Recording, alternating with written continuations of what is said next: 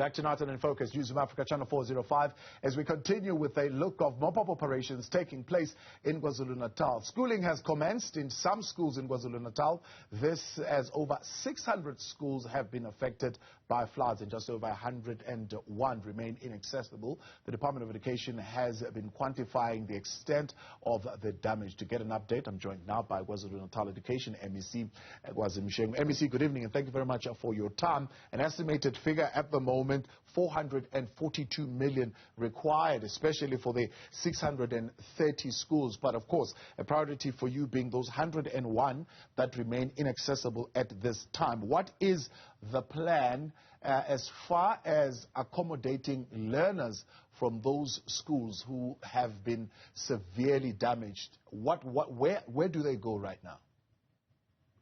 Well, evening, Thabo, and to the viewers. We are making quite a good progress in terms of bringing normality in our schools and ensuring that as many learners as possible are able to get time for teaching and learning. As we said, I think at the beginning of this week, was that we are anticipating that things will be abnormal for at least about 3 or so weeks because of the situation and the fact that we continue to gather more information, but also given the fact that some of the things are basically beyond our control as Department of Education, such as the reconstruction of roads and bridges, which is the responsibility of Department of Transport. But we're quite pleased that in terms of learner attendance, we have moved from about 60, which was registered on Tuesday, 60%. The report I got this evening was that today we're standing at 83.4% of attendance. Obviously, we do want to go to the 100% or at least 98-99% in terms of attendance, but under the circumstances, we think that 83.4% is quite good. Obviously, we are still worried about the 50 schools which are not operational because of the fact that now they are completely inaccessible by the educators in particular. Because, for example, there are 4 schools around the area of Kwazi where access is gained through one bridge, and that bridge has been washed away. So the whole contingent of educators live on the other side of the river. While learners, the majority of them are on the site where the school is, but you can't continue teaching and learning because there are no educators. So those are the areas now we're trying to put more focus on, working with Department of Transport as well as SNDA. Yeah, that would have been the question for me. What then happens to the educators? Maybe you're adding a new dimension that I didn't think of, but also the learners who can't make their way to the schools because of the roads and the bridges, but also don't have an alternative nearby school. Where can they just go and slot themselves in? Well, unfortunately, Thabo, those learners are unable really to get any form of tuition now. As I said, that there are schools where teachers are completely locked outside in terms of access because of damaged bridges in particular. Because at least roads, while they are damaged, but some of them are still, they can still be used. But the problem are these bridges, low-lying bridges in particular, which were swept away. In certain instances where we are able to identify some schools, we have placed learners in those schools, but they are the ones that, for example, I'm saying around in the area of Mkomas, where we are really left with no option but to try and push Department of Transport to speed up at least some kind of a temporal structure that can allow educators to access the school. You will also remember there was a school where learners and educators were stuck overnight, Tolulwas in Molweni, and that school remains inaccessible because the bridge was damaged and all educators live on the other side of the river. So those are the frustrations that continue to besiege us, but we are working hard as government, all departments that are involved, to try and speed up access in those areas. I can confirm that the provincial executive of the Council of KwaZulu-Natal made it a priority that Department of Transport must prioritize areas that gives access to school so that we don't lose so much time. The other point, Thabo, which we are dealing with are learners who lost literally everything, including homes. Learners who are placed now, currently placed in community halls and other government facilities.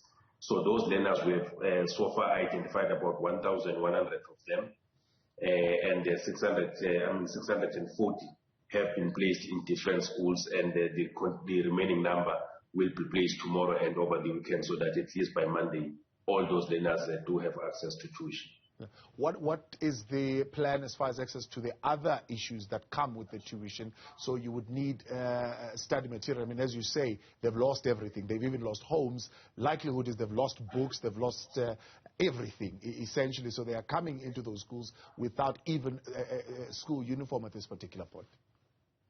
Well, we are procuring some of the learner teacher support material.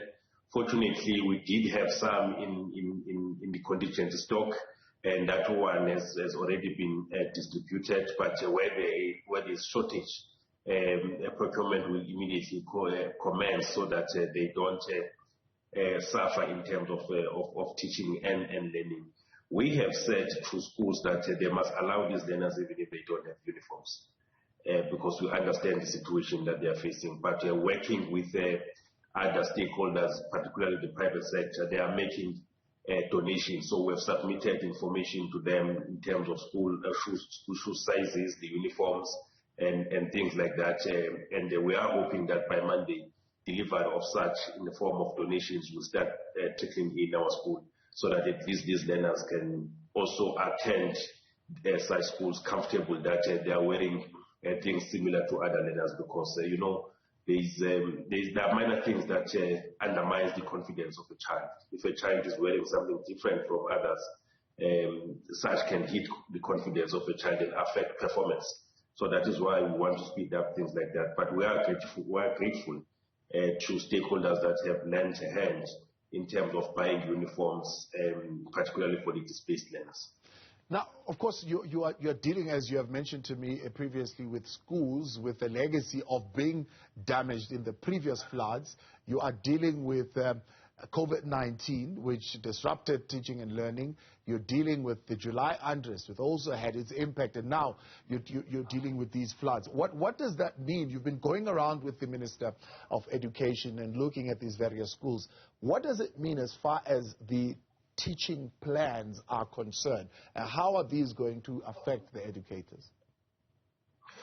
Well, obviously, it does put strain on our program for teaching and learning, including the morale of educators as well as learners. I mean, no one wants to attend a school that is damaged, no proper infrastructure. So it does really put a negative effect on our plans for quality and effective teaching and learning. But we're quite happy that the educators are holding the fort, that notwithstanding those conditions, they continue to present themselves to school on a daily basis to make sure that they protect the future of these learners, because ultimately it's about the future of these learners, it's about the future of our nation, because without education, without an educated population, there can be no future. I mean, we are complaining about an economy that is not growing in a manner that creates more jobs and absorb as much people as possible, precisely because of shortages of skills. And you can only get skills through education. That is why we are trying by all means to refocus everything that we have towards a schooling environment. We want to spend as much money as we can, not at head office, not at district offices, but in schools where teaching and learning happens.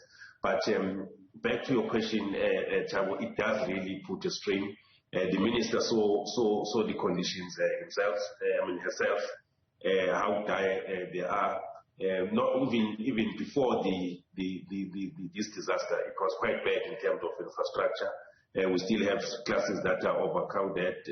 We have schools that are now predominantly populated by mobile classrooms because we are unable to repair the brick and mortar structures. And those are things that have an impact ultimately on quality teaching and learning. But the plans the minister which had dictated that must be developed by tomorrow.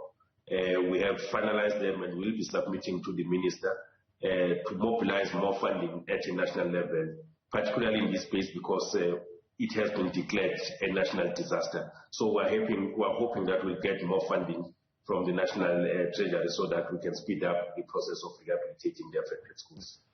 Educators have been particularly concerned about the class of matrics of 2022. Will there be a differentiated approach in terms of assessment of these learners, considering the various challenges that they are currently dealing with? No, there won't be. There won't be. What we need to do is to make sure that we recover the time lost. So it means we need to rework our scheduling as the province of KwaZulu-Natal so that we recover the time lost. We make sure that we reach a target whereby we have said by the end of the third quarter, we want all the schools to have completed curriculum so that we use the fourth quarter to do revisions.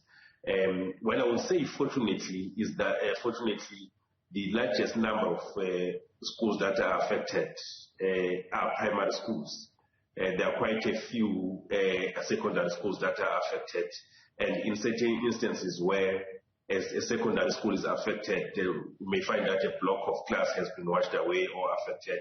We are following now a rotational timetable, but with matric and grade 11 attending on daily basis and other grades rotating until we are able to furnish them with mobile classrooms to compensate for the classes lost.